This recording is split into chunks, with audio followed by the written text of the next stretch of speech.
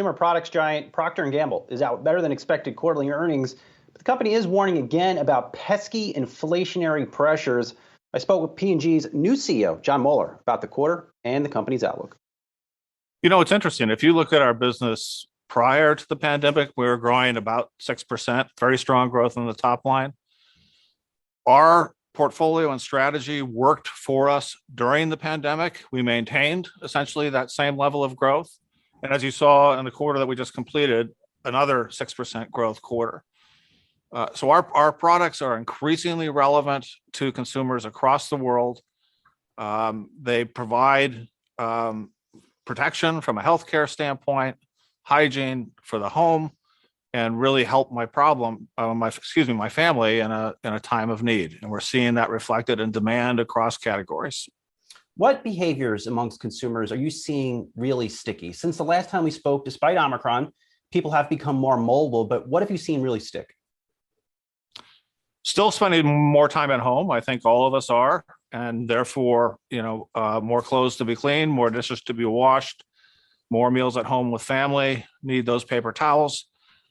I would say the other sticky change has been a pretty significant shift to products of quality that I know and trust, again, to address my family's needs in this difficult time. The data point there is what's happened with private label shares, both in the US and in Europe. They tend to be the lower priced offerings in the category. And market shares are down and continue to be down past 3, 6, 12 months, both in the US and in Europe. Are you surprised to see that? P&G and a lot of your rivals have pushed through price increases. You would think consumers would be trading down a bit, no?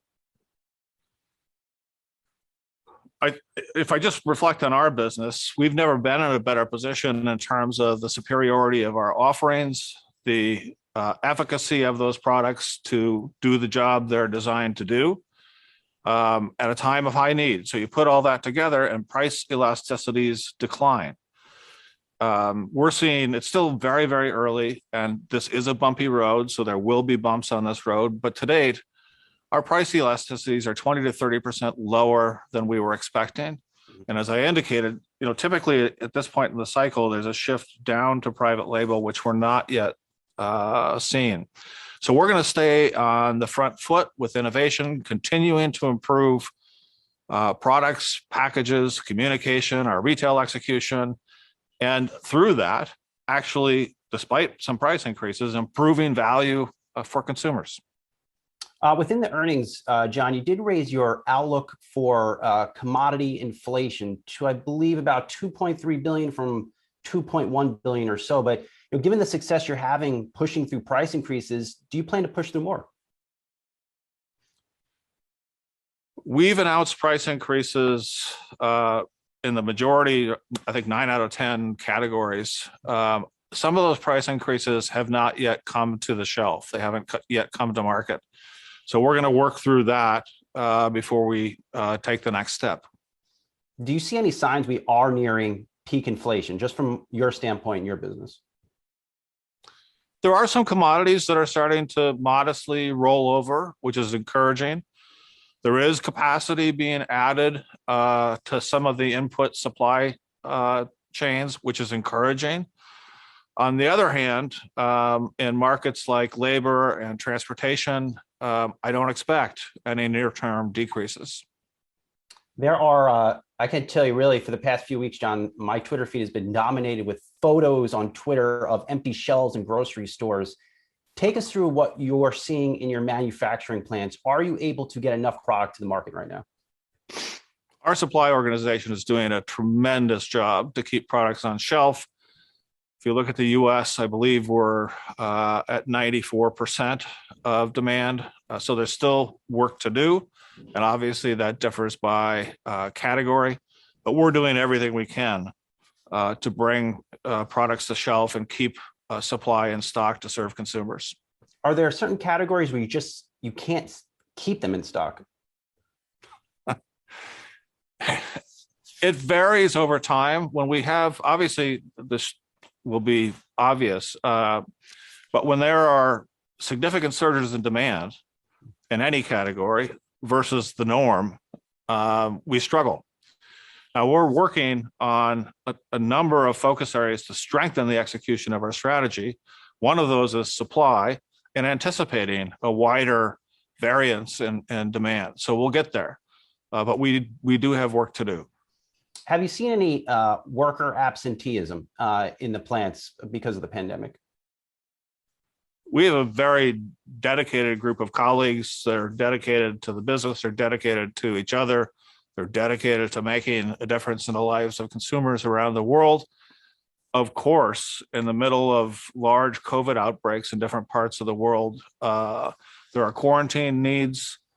My children aren't at school and need to be cared for. I have a family member who needs to be tended to. I have difficulty securing transportation. All of those affect daily availability of people to do their jobs, but they're working through it in a very, very impressive and committed way.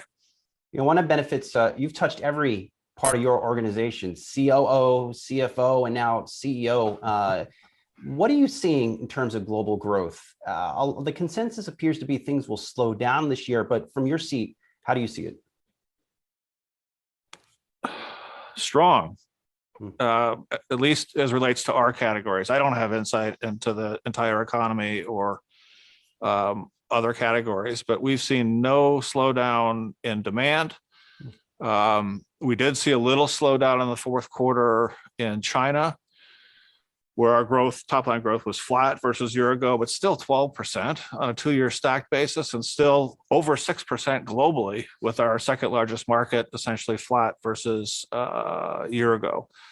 And we don't look at the market as something that's handed to us. I mean, obviously, the world and what's going on does affect market growth, but we also affect market growth. And that's fundamental to our strategy to grow markets as a way to sustainably grow our business and grow share. Lastly, John, you're now the top guy calling the shots. And in recent weeks, P&G has made some acquisitions in the prestige beauty category. Is one of the reads that under your leadership, you're going to be a little more aggressive in growing out growth categories like this? These are projects we've been working on for some time. The first step was consolidating our portfolio into daily use categories where performance drives brand choice. And we've been saying for some time that we're committed to win in each of the 10 categories that we've chosen to compete in. And there are a couple categories where we would benefit from a broader portfolio in that winning endeavor. And one of those is beauty and skincare.